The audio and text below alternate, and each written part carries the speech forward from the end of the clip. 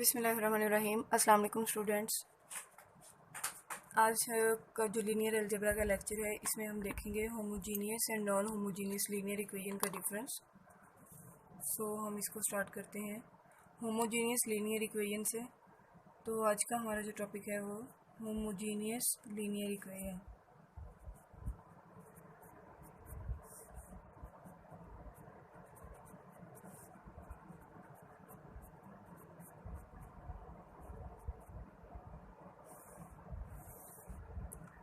Okay जी, तो ये homogeneous linear equation को समझने के लिए हम इसमें एक सिस्टम ऑफ लीनियर इक्वेशन ले लेते हैं, ताकि हमें पता चल सके कि होमोजेनियस किस टाइप का होता है और नॉन होमोजेनियस किस टाइप का होता है।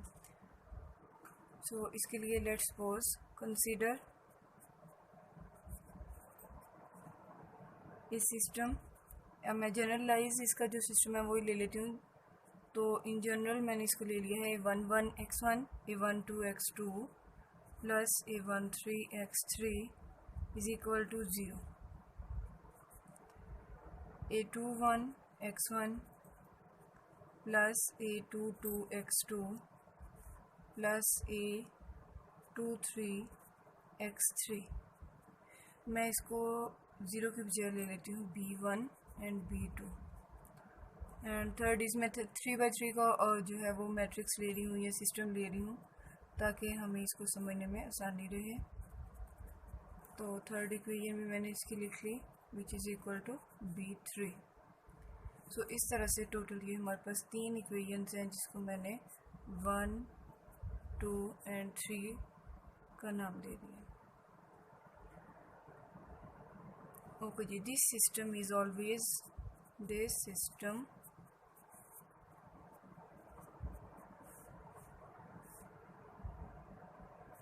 इज, अब इसको होमोजीनियस कब करें? This system is homogeneous system of, पहले होमोजीनियस की बात कर लेते हैं। This system is homogeneous system of linear equations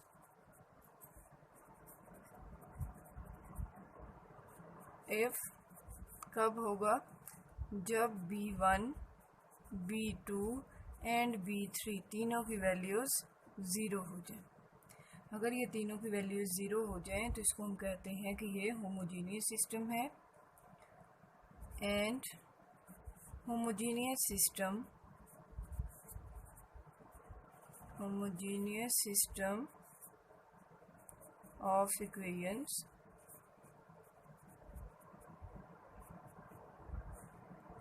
always have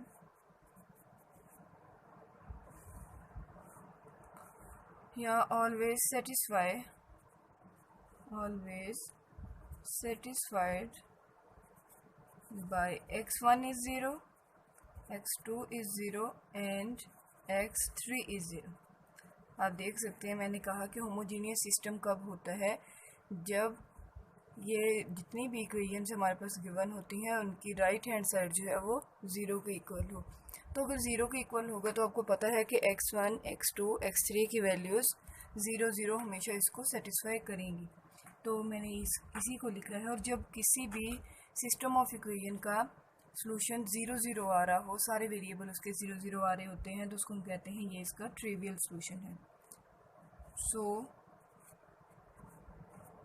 0 0 and 0, यही वाले 3 0 जो हैं, this is the 0 0 is the trivial solution. इसको हम कहते हैं trivial solution of above homogeneous equation. तो अभी हम जो ऊपर डिस्कस कर रहे हैं होमोजेनियस इक्वेशन, ये उसका ट्रिवियल सॉल्यूशन है, होमोजेनियस इक्वेशंस। तो अगर हम नॉन होमोजीनियस की बात करें तो अगर हम यहाँ पे फ़िलहाल होमोजीनियस की बात कर रहे हैं तो ट्रिवियल और इसके दो तरह के सॉल्यूशन हो सकते हैं। ट्रिवियल हो सकता है या नॉन ट्रिवियल हो सकता है किसी भी सिस्टम का। तो होमोजीनियस जो है इसका हमने देख लिया कि इसका ट्रिवियल सॉल्यूशन तो ऑलवेज एग्जिस्ट करता है। तो इसका देख लेते हैं कि जो नॉन ट्रिवियल है वो कब एग्जिस्ट करेगा। तो एनी अदर सॉल्यूशन, पहले ये देख लेते हैं कि नॉन ट्रिवियल है क्या। Any other solution any other solution of system, मैं इसकी इक्वेशन से लिख देती हूँ। ये जो इक्वेशंस हमने लिखी हैं इस सिस्टम की मैं बात कर रही हूँ। Other than it's trivial solution, trivial के अलावा it's trivial solution. Trivial solution क्या था? 0 0 एंड 0। इसके अलावा जो भी सॉल्यूशन होगा उसको हम कहते हैं non trivial solution. So any other solution of system other than it's trivial solution is called its non trivial solution.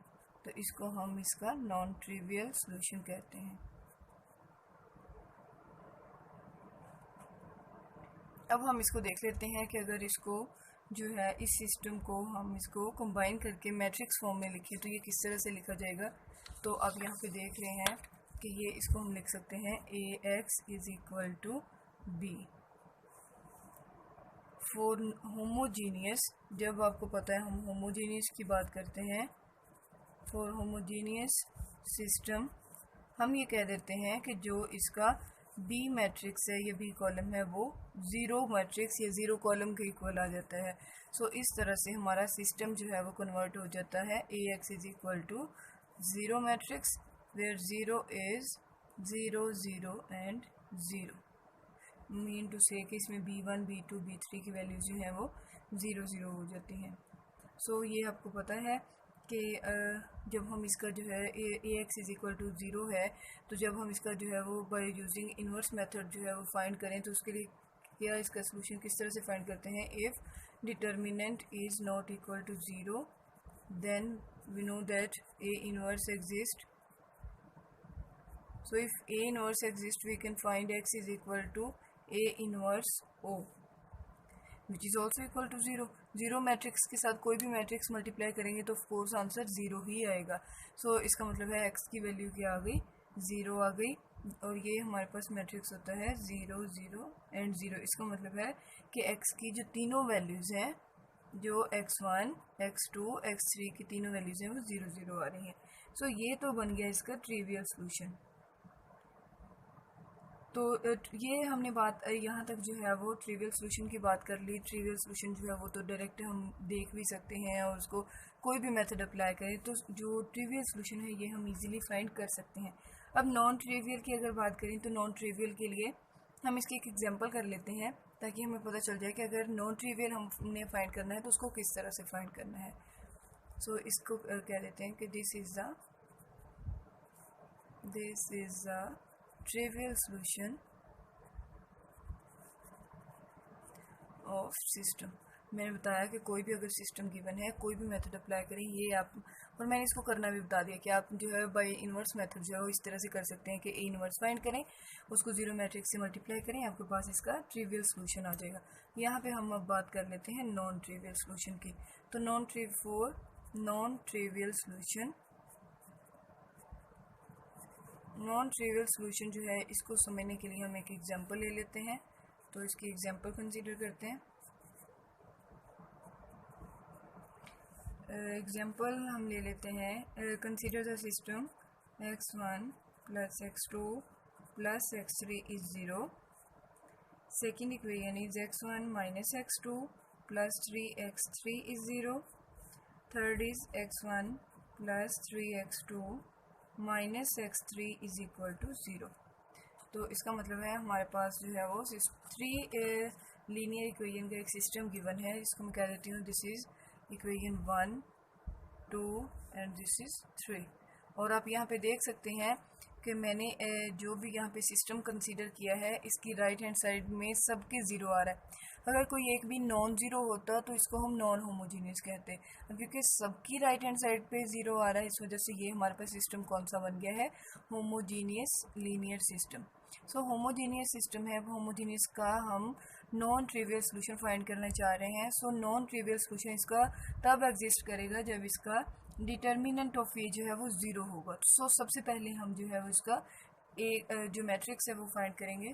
तो इसको मैट्रिक्स फॉर्म में कन्वर्ट कर लेते हैं इन मैट्रिक्स फॉर्म, और मैट्रिक्स फॉर्म में कन्वर्ट करना आपको आता है। मैट्रिक्स फॉर्म में अगर लिखें तो ये हमारे पास बनता है 1 1 1 माइनस 1 3 1 3 माइनस 1, और यहाँ पे हमारे पास इसके वेरिएबल्स आ जाते हैं which is equal to 0 0 and 0, जिसको हम ax इज इक्वल टू 0 की फॉर्म में भी लिख सकते हैं। सो अब हमारा काम क्या है कि हमने a का डिटर्मिनेंट फाइंड करना है। तो a का आप डिटर्मिनेंट फाइंड कर लें। a का डिटर्मिनेंट चेक कर लेते हैं कि क्या आ रहा है।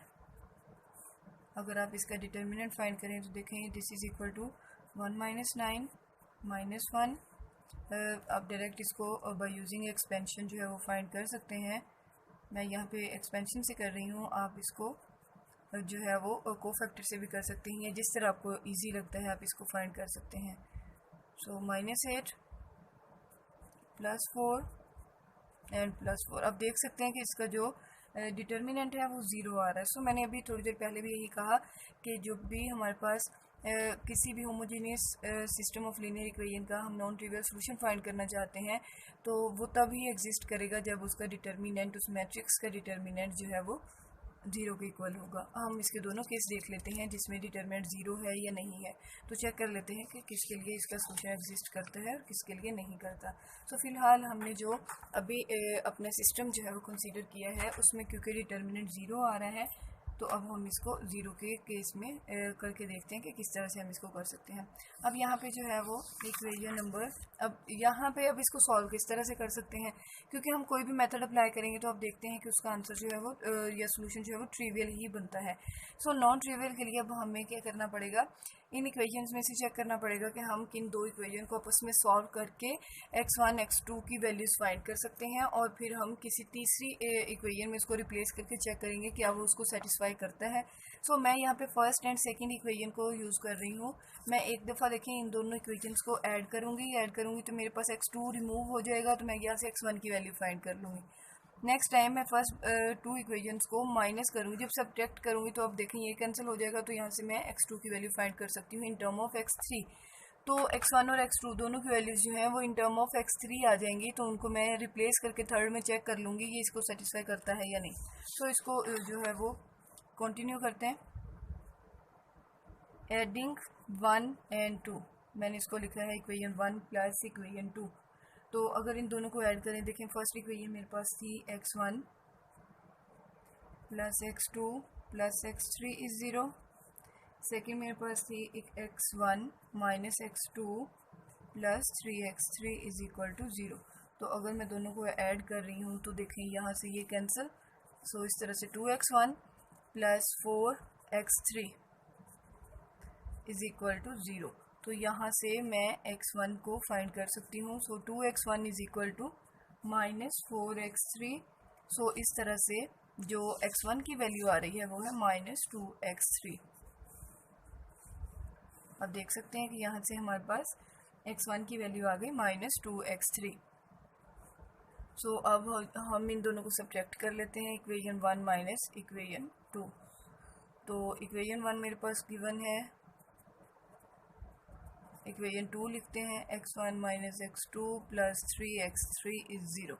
आपको पता है सब्ट्रैक्ट करेंगे तो सबके साइन चेंज हो जाएंगे, साइन चेंज कर दें इनके। सो यहाँ से ये कैंसिल। इस तरह से हमारे पास जो वैल्यू आ रही है वो है 2x2 माइनस 2x3 इज 0। यहाँ से आप x2 की वैल्यू फाइंड कर सकते हैं। So 2x2 is equal to 2x3। So यहाँ से मेरे पास x2 की वैल्यू आ गई इज इक्वल टू x3। अब देखिए मैंने क्या किया है, x1 को भी इन टर्म ऑफ x3 लिख लिया है और x2 को भी इन टर्म ऑफ x3 लिख लिया है। अब मैं इन दोनों को इक्वेशन नंबर 3 में रिप्लेस करके चेक करूँगी क्या ये दोनों उसको सेटिस्फाई करते हैं। अगर तो ये दोनों इक्वेशन नंबर 3 को सेटिस्फाई कर दें तो इसका मतलब है कि ये सोल्यूशन पॉसिबल है। अगर इक्वेशन थर्ड जो है वो सेटिस्फाई नहीं होती तो इसका मतलब है सोल्यूशन पॉसिबल नहीं है। सो अब हम इन दोनों को जो है वो रिप्लेस करेंगे इक्वेशन नंबर 3 में।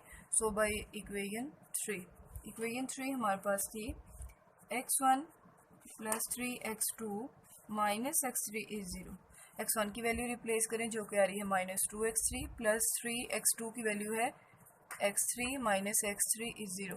तो अब यहाँ पे देख सकते हैं कि -2 -1 -3 +3, तो ये 0 0 वाली फॉर्म बन रही है, 0 = 0। इसका मतलब है ये सेटिस्फाई हो रहा है।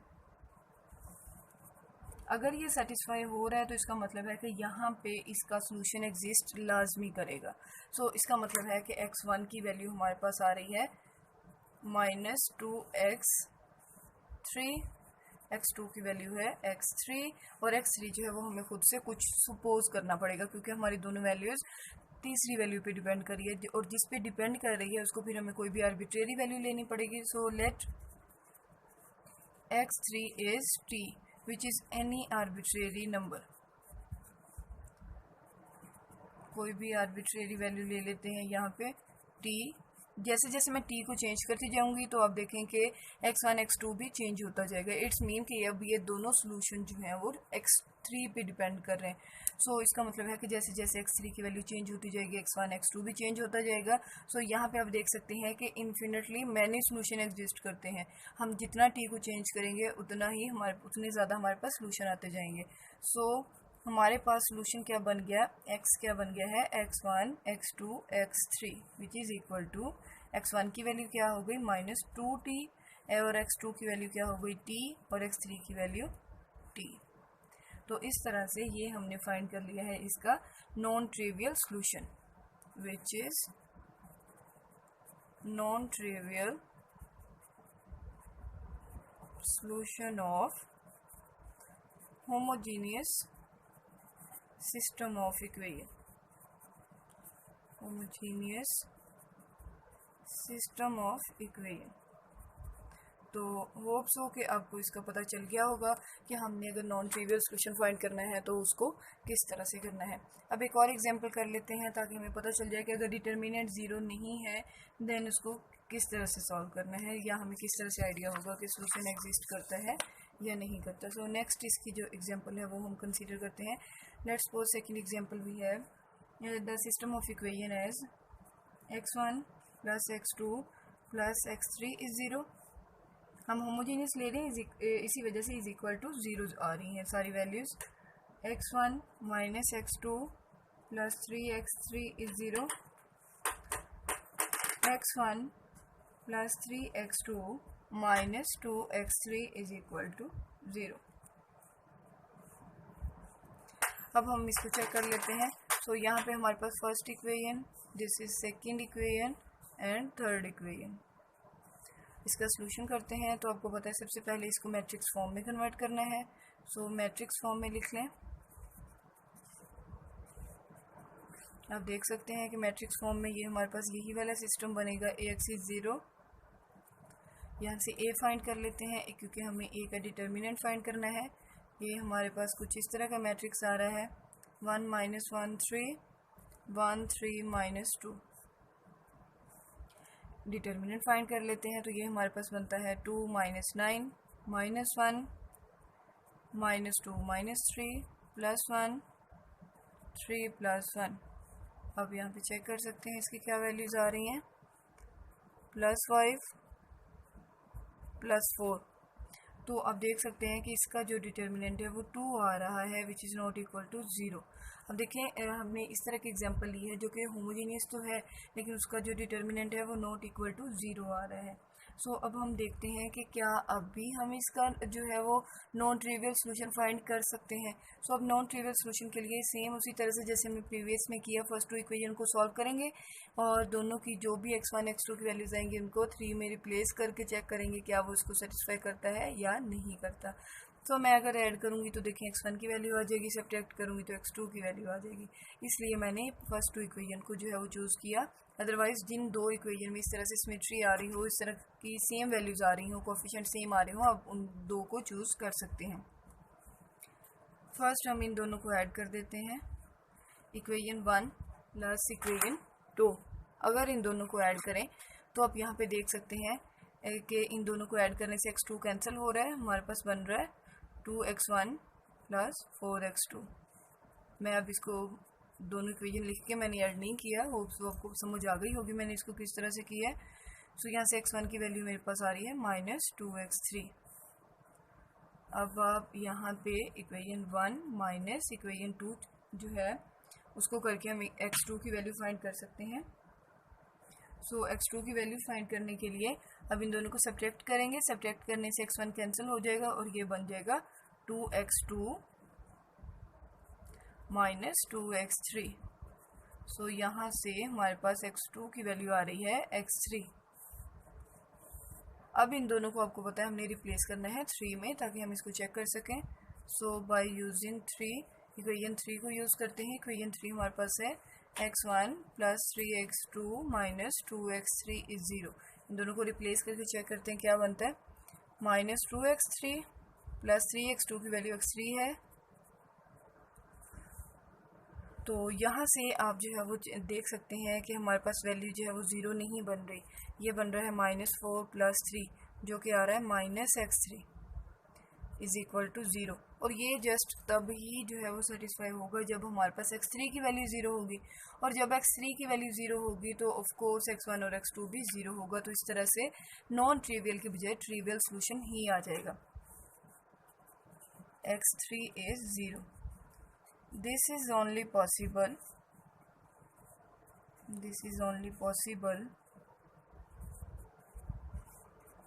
when x3 is equal to 0. So here only trivial solution exists.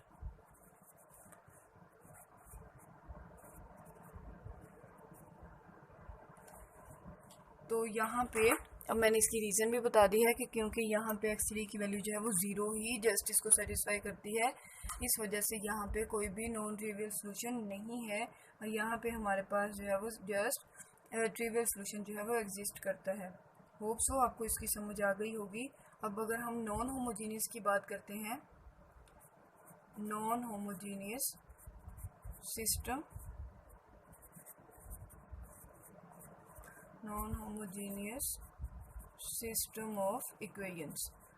तो नॉन होमोजीनियस की देखें अगर हम बात करें तो वो यही है कि जो स्टार्ट में मैंने ये वाली इक्वेशन लिखी थी, सिस्टम लिखा था, जो स्टार्ट में मैंने ये वाला सिस्टम लिखा था, इसमें अगर जो बी मैट्रिक्स है वो नॉट इक्वल टू 0 हो तो ये क्या बन जाएगा, नॉन होमोजीनियस। तो अगर मैं इसको जो है पूरे सिस्टम को ए का नाम दे दूँ तो मैं यहाँ पे डेफिनेशन में ए ही लिखूंगी। If matrix B is not equal to 0 in A then this is called non homogeneous system. तो नॉन होमोजीनियस पे काम हम लोगों ने किया हुआ है, तो इसको मज़ीद जो है वो हम नेक्स्ट लेक्चर में डिस्कस करेंगे। नॉन होमोजीनियस का सॉल्यूशन फाइंड करने के लिए आपने बहुत सारे मेथड पढ़े हैं, जैसे कि इन्वर्स मेथड है या इन्वर्जन मेथड है, इन्वर्स मेथड है, क्रैमर्स रूल है, और आपने पढ़ा इसका